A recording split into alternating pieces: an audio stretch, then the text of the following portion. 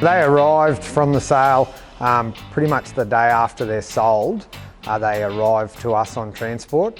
They have a couple of days in the stables there just to settle in at Ivanhoe, and then they go to the paddock. They went to the paddock for a 2-week break just to, we take the shoes off them and just let them go out and relax and just be a horse for a couple of weeks before we start the education process.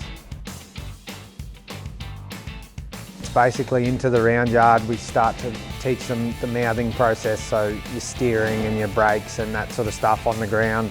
Then we progress to getting a saddle on the back, and they work with a lead pony before we get a rider on their back, and then once we've got a rider on their back and we're comfortable with them in the round yard, they then progress out into the arena, and we start to take them through the barriers and stuff like that.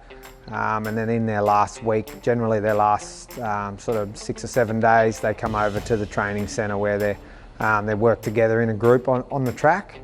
They have horses coming past them, and just a lot more traffic, just that extra bit of pressure and the tie-ups and all the rest of it. Once they're handling that well and we're happy with how they're behaving and all the rest of it, they go back to the paddock then for another short spell.